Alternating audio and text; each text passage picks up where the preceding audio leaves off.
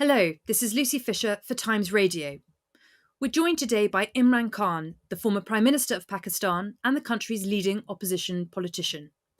It's been a tempestuous year for the cricket star turned politician, who was removed from power last April following a vote of no confidence, then survived being shot in a shocking assassination attempt last November.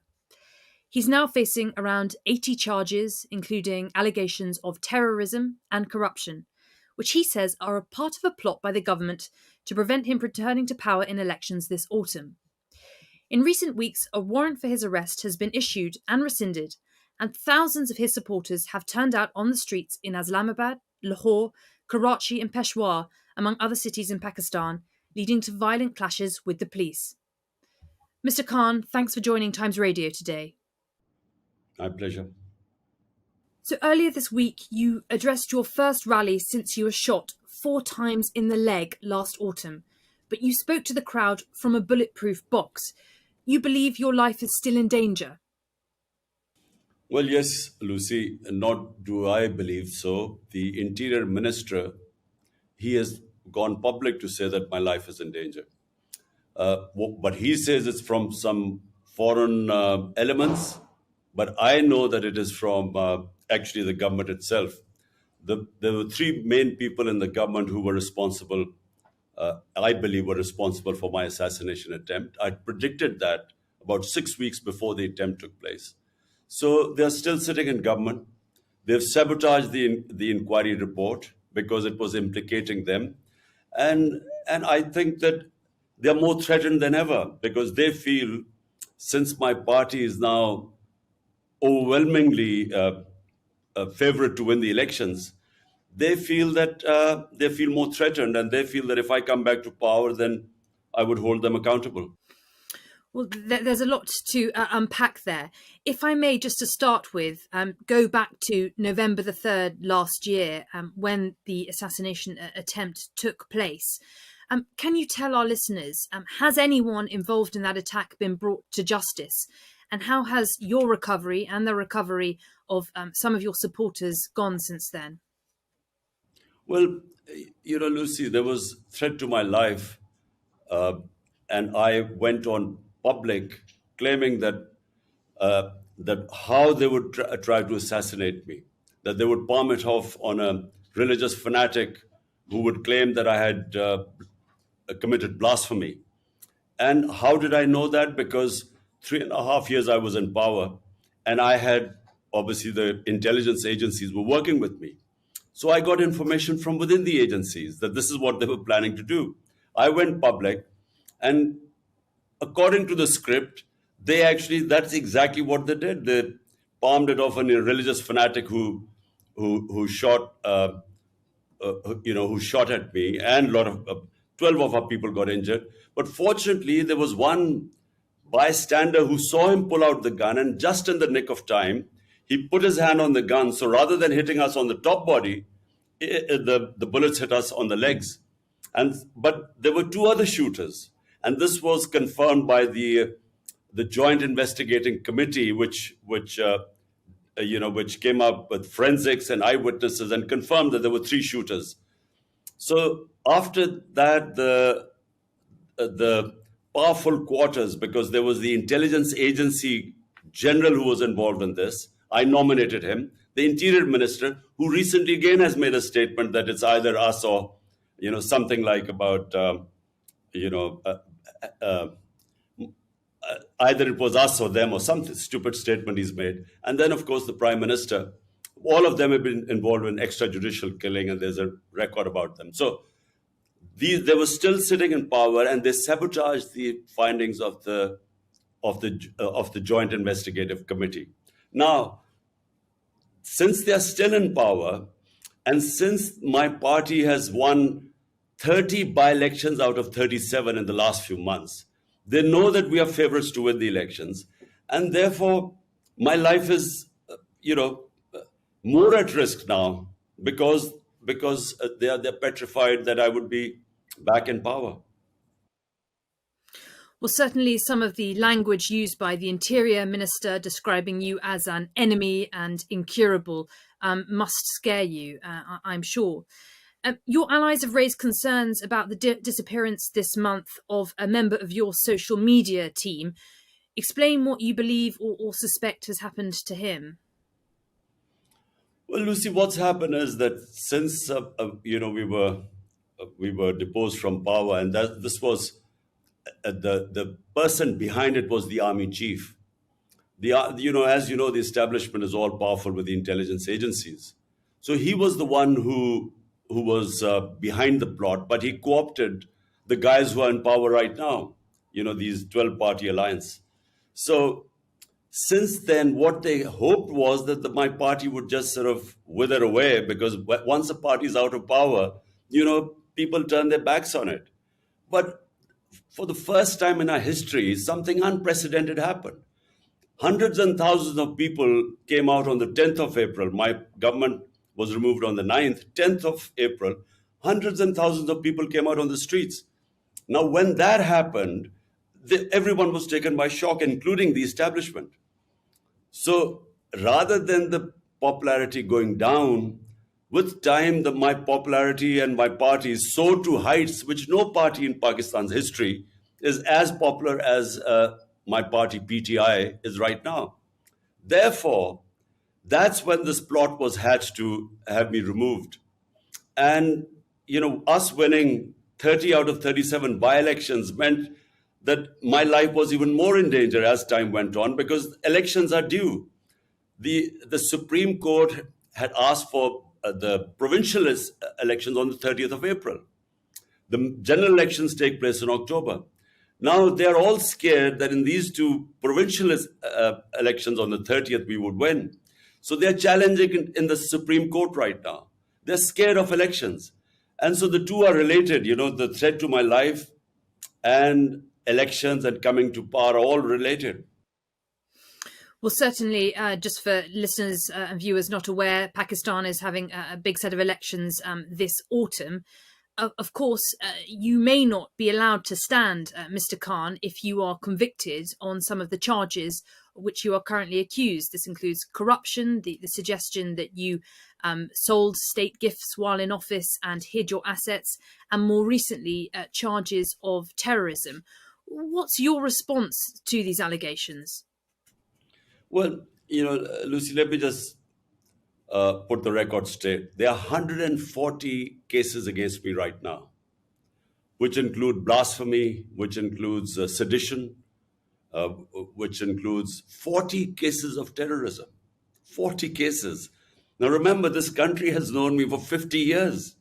I'm probably the longest known Pakistani and the well-known Pakistani, in 5 decades. So no one believes that I have broken the law because I've never broken the law in my life. In fact, my movement is called Movement for Justice, Rule of Law. So none of all these cases, whenever they go to a trial court, I get bail because there's nothing in the cases. I mean, for instance, I'm accused of terrorism. Now, how am I accused? My party does, some party members do a peaceful demonstration outside the election commission. I'm sitting in another city and I'm charged with terrorism. Or I go and make a court appearance. And so there are a lot of followers there. We go in and come out, and there are 3 terrorism cases. So no one believes this. And whenever it goes to court, they get set aside. So your contention is that these are politically motivated cases brought against you? Look, Lucy, never in our history has anyone had 140 cases against me. And the rate it's going, I'm soon about to score my double century. Uh, the problem is that, the cases they are slapping against me, no one believes them. Now, for instance, the corruption, so-called corruption case, what is it? For 70 years, the law in Pakistan is that whether it's the prime minister, the ministers, or any generals, whenever they get a gift, it has to go to something what is called Tosha Khana. There, they decide the value of the gift. Then they give you an opportunity. Do you want to retain it? If you retain it, in the past, it used to be 20%, used to pay and you used to take the gift. Now, in my time, it was 50%. So this is the law. Everything is on record. So whenever this case goes into court, this will be again dismissed.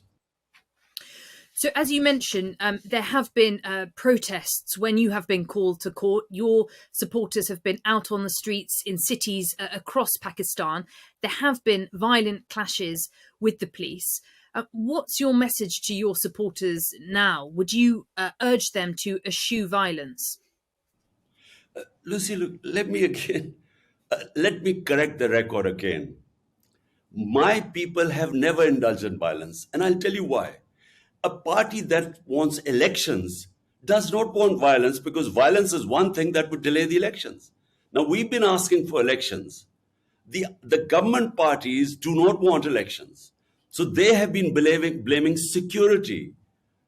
One is lack of funds and the other is security situation for delaying the elections. Now, if we were indulging in violence, we would actually be helping the government's narrative about lack of security.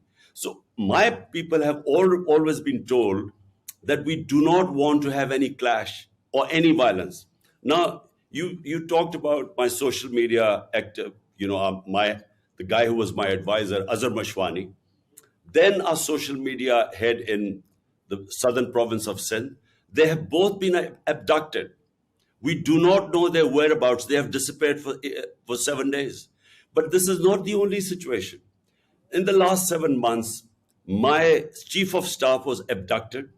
He faced custodial torture. He was stripped naked. He was tortured. He was a professor from the US, who came back to help me. Then my Senator Azam Swati, this is all on media, you can Google it. He was picked up for tweeting. He made one tweet against General Bajwa.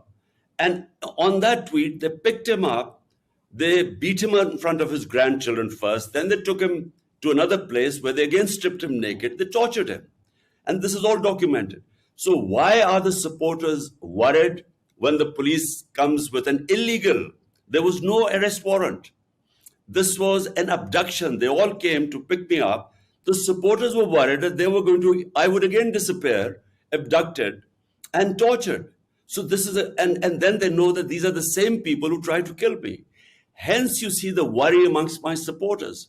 They have never attacked the police. The police attacked my house with an illegal arrest. They came to pick me up. And from three sides, there were rangers, there were police, there was an armored car.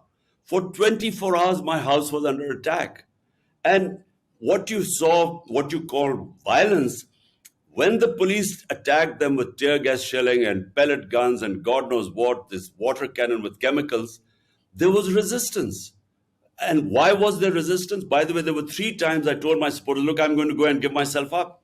They would not allow me to give myself up because they were all scared that they would either kill me in prison or they would just, there are so many cases, they would just keep me for months. So there is no confidence in the government right now amongst my supporters. But they do not go and attack the police. In fact, 2,000 of my supporters are in jail right now. Our social media people have been picked up. If you look at what has happened to the media, there's a total clampdown on media. There's a blackout. The only reason they're going after social media because the mainstream media has blacked me out. And so social media is what now they're cracking down so that I have no visibility at all.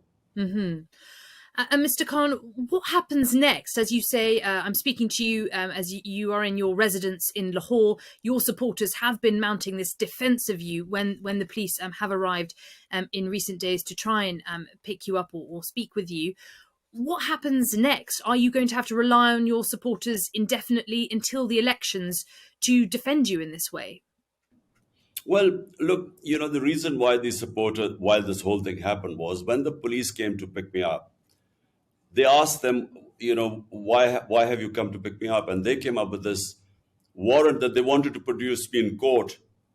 But the law says that when I gave them an surety, my lawyer gave them a surety guarantee that I would appear in the court. They can't. The law is very clear. There's section 76 of the law, which says if you give them an surety guarantee, they can't pick you up. And as it happened, I went and appeared in front of the court on that date. Okay. So they knew that this was what they were doing was abduction. That's why there was resistance. But what do I tell my supporters? That it is in our interest that there's no violence. because we want elections. It is in the interest of the government, which is trying to bring the security situation as an excuse to run away from the elections. Well, you certainly appear to be riding a wave of public support. I note a poll by Gallup this month putting your approval rating at 61% and that of the current Prime Minister, Shahbaz Sharif, on 36%. So, looking ahead to the elections this autumn, what is your prospectus for government in Pakistan? Sorry, what did you mean? What is my? What are your key policies heading into the elections this autumn, which it looks like you could do very well based on the current polling? Now, Lucy, look, we will sweep the elections, and all the opinion polls say that, and the Yeah. results of the by-elections, out of 37, we've swept 30, despite the establishment and the entire government machinery helping them. That's why they don't want elections. But look, what we need in Pakistan most of all is rule of law. Look, the difference between rich and poor countries is only one. Rich countries have rule of law and hence prosperity, and our countries are plundered by their own ruling elites because they're above law. This is the struggle, not just in Pakistan, it's in the entire developing world where you find these poor refugees trying to, risking their lives to go to the land of milk and honey like Europe and England. Why? Because there's rule of law. So they have level playing field. In our countries, unfortunately, the elite is above law. And this is the whole struggle going on in Pakistan. They've all ganged up against me. 12 parties have ganged up against me. So the entire political spectrum is on one side, helped by the establishment, which also has always been above law. So this is a struggle for rule of law. And if you have rule of law, then that is what brings prosperity because it brings investment. Our biggest asset for Pakistan are the overseas Pakistanis, which are 10 million. And their combined GDP is more than the GDP of 220 million Pakistanis. If we can have the enabling environment for them to invest in this country, Pakistan will stand on its own feet. I mean, I'm just giving you a very rough idea that unless you have rule of law, you cannot have prosperity because we get robbed by our own elites who siphon off money and it ends up in Western capitals and in offshore accounts. And as I said, it's the problem with, you look at the developing world, it's the problem, same problem everywhere. So, restoring rule of law is at the centre of your policy proposals for the country. Just a quick word, if I may, on Pakistan's fairly precarious financial situation. It is on the brink of default. How are you going to restore financial stability to the country? Well, this is, Lucy, the biggest challenge because we had sort of balanced our economy like most of the developing world. COVID-19 hit us 2 years after 3.5 years, 2 years was managing COVID-19 and its effects. And then, we had the commodity super cycle. Suddenly, the energy prices skyrocketed.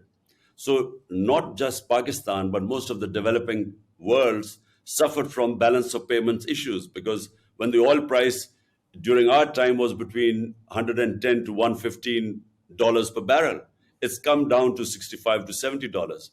So when the prices went up, so we too had problems. But if you look at the economic survey of Pakistan a year ago, we had the best economic indicators in 17 years of Pakistan's economic history. And so we had managed to balance this. We got our country out of COVID-19, one of the top three countries that managed the virus, the corona effects of COVID-19, the best. We were rated as one of the best countries. And then we managed to pick up our economy.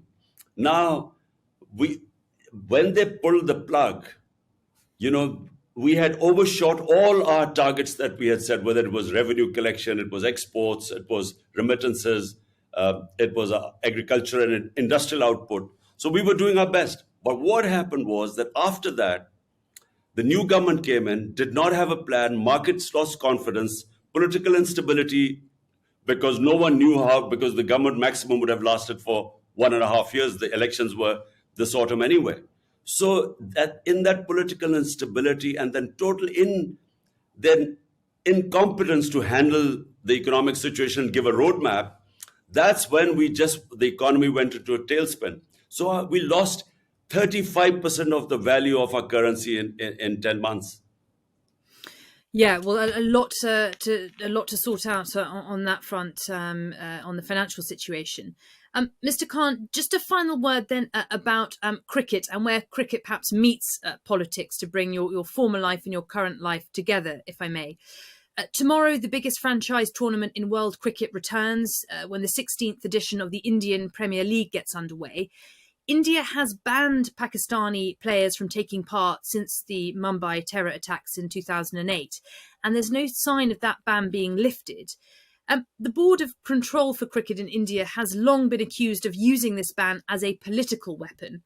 My question to you is, would you call on other cricketing nations, like England, to push for Pakistani players to be allowed to play next year? Well, it is unfortunate the relationship between Pakistan and India. There's a lot of arrogance in the way India now behaves in the cricketing world as a cricketing superpower.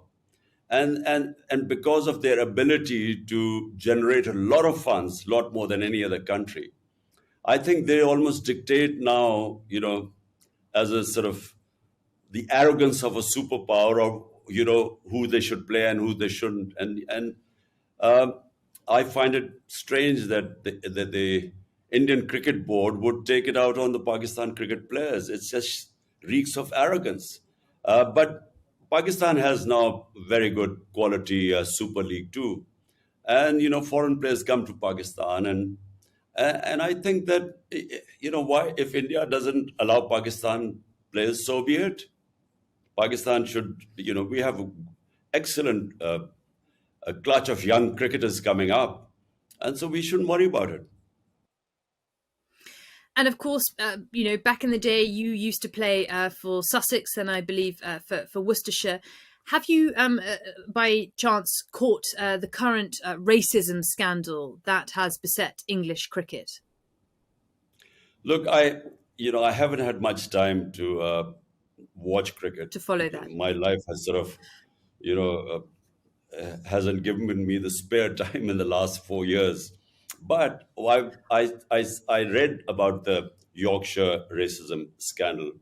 And look, from the time I started, and I started in 1971 as a teenager, and from that time to when I was finishing cricket in the sort of mid 80s, I saw a change take place in England. There was a lot of open racism in English cricket, in county cricket when I started. And by the end of my career, somehow, if there was racism, it went undercover. You did not have overt racism by the time I finished in the sort of mid to late 80s. But when I started off, I mean, there were all the time racist remarks on the cricket field. It was, even the Pakistanis, especially in the north of England, would suffer racism. There were these skinheads who were very, you know, anyone was a Paki and they would abuse you in the streets. So it gradually began to change. And, by the time I finished, there was much less racism.